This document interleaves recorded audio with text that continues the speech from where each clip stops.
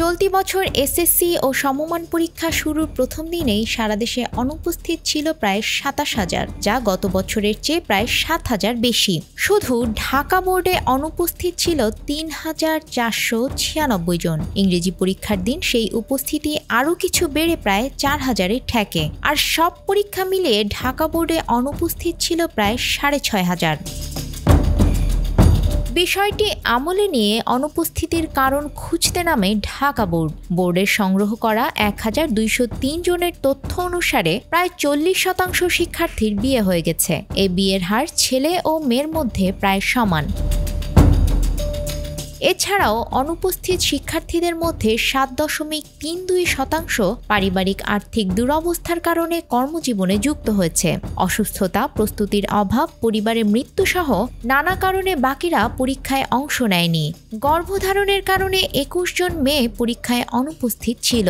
অনুপস্থিত শিক্ষার্থীদের মধ্যে প্রায় ৫১% ঘোষণা করেছে তারা পড়াশোনা বন্ধ করে দেবে। বাকিরা পরবর্তী বছর পরীক্ষা দেওয়ার পরিকল্পনা করছে। গত ১০ এপ্রিল ২০২৫ সালের এসএসসি ও সমমানের পরীক্ষা শুরু হয়ে শেষ হয় ১৩ মে। এবছর বিপুল সংখ্যক পরীক্ষার্থী অনুপস্থিত থাকায় কারণ অনুসন্ধানের জন্য প্রতিষ্ঠান প্রধানদের নির্দেশ দিয়েছিল ঢাকা শিক্ষা বোর্ড কর্তৃপক্ষ। ঢাকা শিক্ষা বোর্ডের পরীক্ষা নিয়ন্ত্রক অধ্যাপক এস.এম. কামাল উদ্দিন হায়দার জানান, এই তথ্যাদি শিক্ষা মন্ত্রণালয়ে প্রতিবেদন আকারে পাঠানো হয়েছে নীতিগত পদক্ষেপ গ্রহণের জন্য। বান্ডেল থাকলে প্রতি সেনমানিতে টাকা বাঁচবে। বিকাশ সেনমানি বান্ডেল কিনে জিতুন প্রতি লেনদেনে। অনুপস্থিতির সামগ্রিক চিত্র বিশ্লেষণ করে দেখা যায় যে তাদের অধিকাংশই মেয়ে শিক্ষার্থী।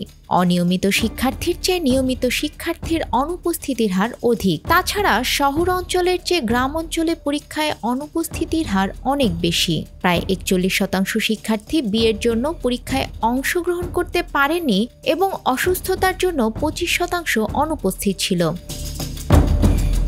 প্রায় ১২% পরীক্ষার্থী ভালো প্রস্তুতির অভাবে পরীক্ষায় অংশগ্রহণ থেকে বিরত ছিল। পারিবারিক অসচ্ছলতার জন্য কর্মক্ষেত্রে যোগ দিয়েছে বা বিদেশ চলে গেছে, ফলে পরীক্ষায় অনুপস্থিত আছে এমন পরীক্ষার্থীর হার ১০%। প্রায় ৭% শিক্ষার্থী পারিবারিক অসচ্ছলতার জন্য কর্মক্ষেত্রে যোগ দিয়েছে। অনুপস্থিত শিক্ষার্থীদের মধ্যে মারা গেছে ১৯ জন।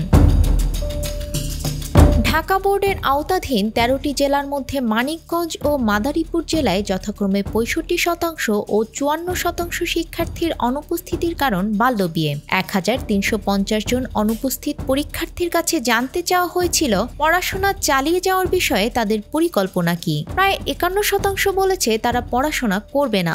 যারা বলেছে আর পড়াশোনা করবে না তাদের মধ্যে ৭৪% মেয়ে শিক্ষার্থী।